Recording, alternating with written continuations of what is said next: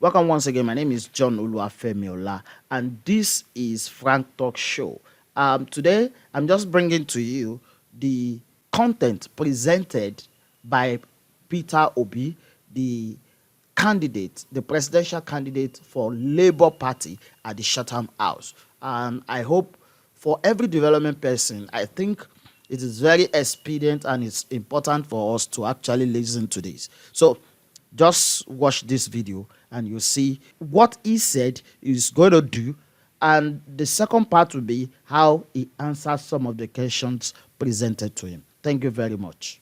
Dr. Ellis Vines and his team for the global impact of their mission and commitment to engagement with nation building in Nigeria. In providing this global platform to interrogate the vision of those seeking to lead Nigeria at this time with clear existential threats, as I will discuss shortly, are pervasive across our dear country. This Chatham House event challenges us to a new thinking.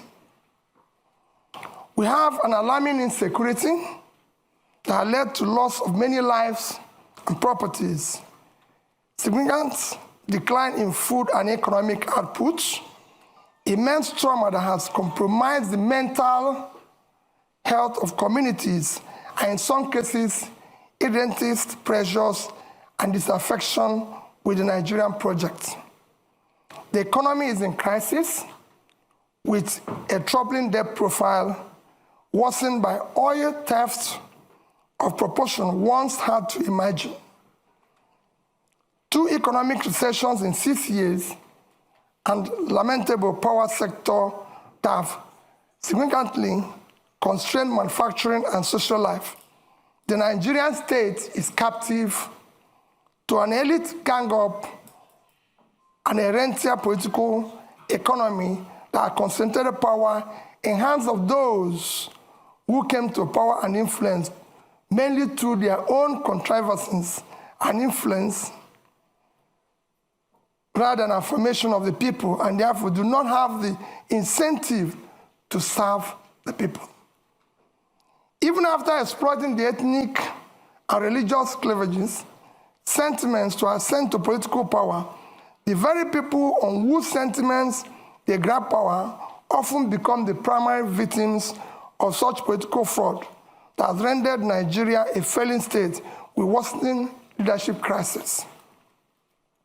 Consequently, Nigerian democracy had been on the wane, evident in Afrobarometer longitudinal tracking, which reveals low voter turnout.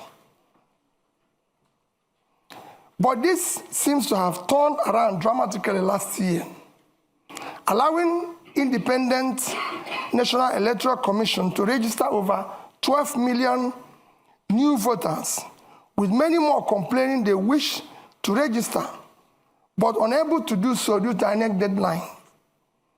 What prompted this turnaround? We may ask. The reason for these very high stakes are lurking in the facts of demographics, with our dominant population, the youth, frustrated and unhappy with the status quo and diminished opportunities in Nigeria in an age of globalization, when internet can easily reveal to them prosperous homes of those who live in a better led and governed countries. How did we, Nigeria, plunk or get here in such an economic decline that we have overtaken India as a home for the biggest pool of absolute poor in the world, when they are 7 times our population? While the poverty rate in India is 16%, that of Nigeria is 63%, with 133 million people classified as multidimensionally poor. This is unacceptable and needs to change. What Nigeria needs is a great escape. As 2015 Nobel Prize winner in economics, Angus Deaton, of Princeton University elucidated that what separates poor and rich nations is attributed to health and education. But what provides quality health and educational system for a society? Committed and focused leadership that can build and sustain public wealth, as I was told by Professor Donald Jacob of Kellogg School of Management. In many ways, this is the heart of my remarks today, which are deeply rooted in my upbringing, particularly my mother's counsel, that I live a life of positive impact and manage both personal and public resources most prudently for the sustainable, inclusive growth of development of the society. It is this principle that guided my stewardship as governor of Anambra State of Nigeria and led to our much commended performance with some prize awards to show for it. Some awards for outstanding accomplishments in key Millennium Development Goals, now Sustainable Development Goals. It is the same counsel and principle that is guiding and motivating me to offer to serve in a new Nigeria. The answer lies in leadership, institution, and demographics. The good news is that the demography is driving the change we're seeing in Africa. With election after election last year in Africa, in which establishment parties are being upturned by new and small parties. It is this change that my vision of policy change and institutional development is rooted in a push for a broadened scope of social mobility and freedom for Nigeria, particularly for the youths and women. Like the former British Prime Minister, Harold Macmillan, said, at the start of the independence decade, a wind of change is blowing across Africa. Today, that new wind of change sees the ballot box as being instrumental to changing of bad leadership. Senator Yusuf Dat Ahmed, my running mate, and I are committed to new politics that start with ethics of servant leaders and anchored on marriage of clean hearts and skillful hands. We know that unless we change the politics by changing the political leadership, we are stuck in this terrible state of underdevelopment and misery. We will build patriotically our institutions, particularly the ones directly responsible for implementing government policies, to make them fit for purpose. It is not to be doubted at the global scene that Nigeria is blessed with some of the most entrepreneurial youths in the world, in science, in business, in art and entertainment. We believe that what remains is the changing of leadership class from predictators to creators of value, from those whose wealth and power drive from the destruction of the nation and its people to those who have demonstrated competence, character, capacity to invest in human development, create prosperity, and instill right values and ethical conduct deserving of servant leaders. Nigeria today is at a critical juncture, and the people led by the youths, brutalized by bad leadership, are awake and leading the movement to transform Nigerian politics and restart the engine of economic growth and social stability. We count ourselves honored to be trusted, especially by the youth, to lead this democratic revolution, and we are deeply pledged to do so with sincerity, accountability, and unquenchable love and desire for a better Nigeria. We are simply the symbol of Nigerian youth struggle to reverse this ugly trend that keep driving them into social anomia, despair, and rejection of their country. We are determined to do everything that needs to be done to rescue and lead our country to prosperity, freedom, security, and peace. We will use merit to assemble competent Nigerians from all sections of Nigeria to form effective government of national unity. At the heart of my goal here today is to look at our Labour Party's key policy plans and how they will drive up the quality of life of average Nigerian, dramatically reduce poverty, and return Nigeria to a place of strategic relevance in a world that needs a thriving and well-governed Nigeria, stabilizing the continent of Africa, making it high-value add for a planet impaired by environmental challenges, terrorism, and inequity.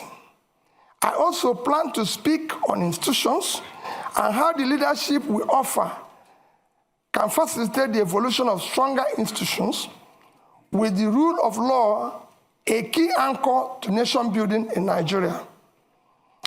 I have no doubt that the policy choice we favor and the strong institutions Labour Party will facilitate will move Nigeria from a country of rent seekers sharing oil receipts and consuming conspicuously to the one that produces based on vast factor endowments whose value chains can move us towards a high employment economy.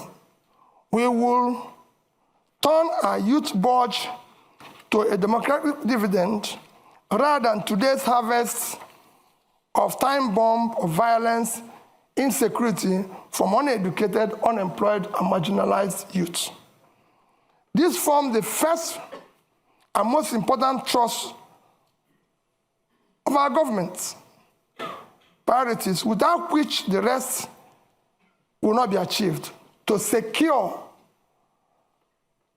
Nigeria, end banditry and insurgents, and unite our dear nation to manage our diversity such that no one is left behind. The growing insecurity you see in Nigeria today is not because the enemy is formidable. It is not a lack of focused leadership, ineffective security government structure, and poor coordination from the center. All this needs to be addressed by first projecting strong leadership, signal that will allow both state and non-state actors to be mobilized around single vision. Then by pursuing a robust reform of the security governance structure, coordinating mechanism that assures all levels of government, federal, state, local, with three-level policing are aligned with strong collaboration with partners from both private and development groups to provide required services and deliver results for every Nigerian. Once this is done, it is important to have a single, clear, coherent, consistent development process. It is important for institutions to be able to provide strong leadership, coordination, capability, partner and engage collaboratively with all relevant stakeholders in an environment that mutually reinforces values. The second plank of our policy thrust is to shift emphasis from consumption to production by running a production-centered economy that is driven by agrarian revolution and export-oriented industrialization. With about 70 million hectares of arable land, we will pursue an agricultural revolution through proper segmentation of Nigerian to activate and harness factor endowment of different parts of the country for both rapid and mechanized agricultural development and as a pillar for Nigerian other sectorial development and industrialization. We will incentivize and invest in an agro-cluster and industrial cluster development across our geo-resource zones to take advantage of agglomeration and scale effects, of particularly in the northwest, northeast, and north central regions of Nigeria. We will dredge both River Niger and River Benue, build dams massively to support planting of economic trees across the country for local usage, poverty and elimination, export and revenue generation. A key task is to sequentially but decisively dismantle the inefficient and anti-market distortionary structures restraining the Nigerian economy from creating a precondition for a dynamic pro-market economy. We will employ entrepreneurial governance to dismantle impediments to free trade and ease of doing business, and implementing radical economic policies that will drastically reduce our debt service, a major drain to government revenue as it is today. Our micro, small and medium scale enterprises will be robustly supported. Further borrowing must be strictly for productive purposes and not for consumption. While we aggressively pursue the activation of all opportunities in oil and gas value chain, we will target incentive schemes that will be professionally administered to diversify our non-oil export portfolio with proper consideration and management of climate change risk and opportunities. The third pillar of our government priorities is to restructure the polity through effective legal and institutional reforms to entrench rule of law, aggressively fight corruption, reduce the cost of governance, and establish honest and efficient civil service. Reducing costs of governance in Nigeria is an effective way of fighting institutional corruption. In addition to reducing the cost of governance and streamlining government operations for efficiency and effectiveness, we will ensure that reforms we pursue will not in any way affect the livelihood of our hardworking and efficient civil servants. Critical to fighting corruption, we will install a new budgeting system founded on the cardinal principle of public accountability, objective setting, and program implementation. This is against the extant budgetary principles of revenue mobilization, expenditure allocation, borrowing without emphasis on monitoring, evaluation, and feedback. We will enforce principles of performance, auditing, institutionalized monitoring, and evaluation process of the entire public service delivery as the primary means of actualizing our vision of the new Nigeria. This reform will institutionalize our personal involvement of both the president and the vice president in setting budgetary objectives of MDAs and monitoring, evaluating the implementation process through Office of Regulatory Review in the Office of the President.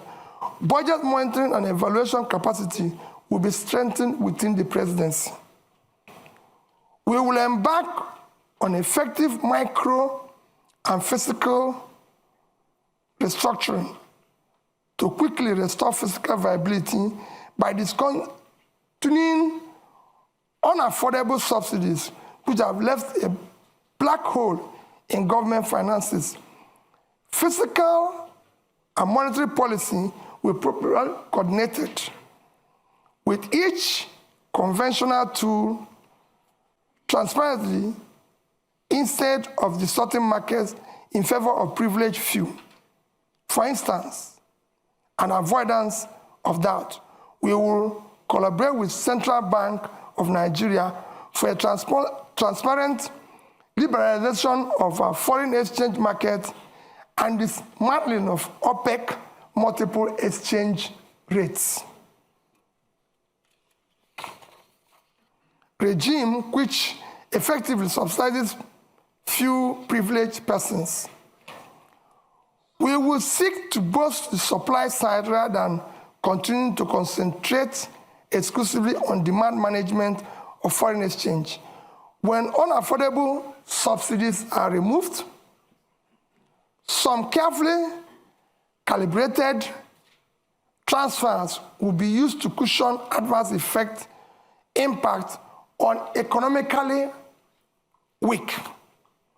If the competitiveness of the sector is to be enhanced, then we will do so via enactment of transparent and specifically target fiscal and trade policies designed to stimulate investment and growth. Revenue shortfalls and leakages such as oil theft will be dealt with decisively by holding persons in position of authority fully accountable. The fourth plank of our governance priorities is to leapfrog into the fourth industrial revolution through application of scientific technological innovation to create digital economy. Building on the gains of agriculture-led manufacturing and export, we will pursue development of knowledge and skills to leverage on the emerging disruptive digital technologies, automation, Internet of Things, artificial intelligence, robotics, virtual reality, blockchain technology, biotechnology, and data science, all of which are the heart of the fourth industrial revolution. The fifth plank of our government priorities is to build expansive infrastructure for efficient power supply, rail, road and air transportation, and pipeline network through integrated public-private partnership and entrepreneurial public sector governance. Our solution to the perennial power problem in Nigeria is comprehensive and is well covered in our manifesto. We will ensure that we deal with the issue of transmission distribution. However, we will immediately complete the 2.3 billion Nigeria Siemens network improvement deal to achieve a stable 7,000 by the end of this year, 11,000 megawatts by 2024, and 25,000 megawatts by 2025. We will support local manufacturing capacities and power technologies and encourage and expand local R&D in universities, training centers, and workshops, through which many jobs will be created. Our sixth priority program is to enhance human capital development of our youth for productivity and global competitiveness through investment in education, in research, quality health, and entrepreneurial education. The World Bank Human Capital Development Index ranks Nigeria 168 over 173. To move Nigeria right to the top bracket of the index, we will pursue a Marshall Plan type program on education that incorporates compulsory technical and vocational skills, sports, entrepreneurship, programming, digital skills from primary to secondary school level. In line with this commitment to transform our educational sector, we will prioritize funding of this critical sector. Our tertiary institution will be remodeled to serve as hubs and centers of research, development, and commercialization of ideas for quick industrialization of Nigeria. Finally, our seventh priority is to conduct an Afrocentric diplomacy that protects the rights of Nigerian citizens abroad, advances the economic interests of Nigeria and Nigerian businesses in a changing world. In concluding, let me say that the problem with Nigeria is at once complex and simple. It rests on leadership. As our erudite Professor Chinua Achebe stated, the trouble with Nigeria is simply and squarely a failure of leadership. In Achebe's view, there's nothing basically wrong with Nigerian character. The Nigerian problem is the unwillingness or inability of its leaders to rise to the responsibility, to the challenge of leading in the front by example, which is the hallmark of true leadership. When people of competence, character, commitment, compassion take over the leadership and pursue their mission and tasks with seriousness required, a new Nigeria characterized by peace, unity, prosperity, inclusiveness will be achieved and sustained. That is what's driving Dati, Baba Ahmed, and I to join to offer to lead this desire and crusade of Nigerian, particularly the youth, for an inclusive and sustainable Nigeria that works for all. In line with my upbringing, especially my mother's counsel, my promise is that Nigerian resources will be most prudently used for Nigerians. And as Commander-in-Chief, I, Mr. Peter Obi, sincerely pledge that our path with Nigeria will be diligently pursued to create a new Nigeria characterized by sustained and inclusive growth and development for all. Thank you, and God bless all of you.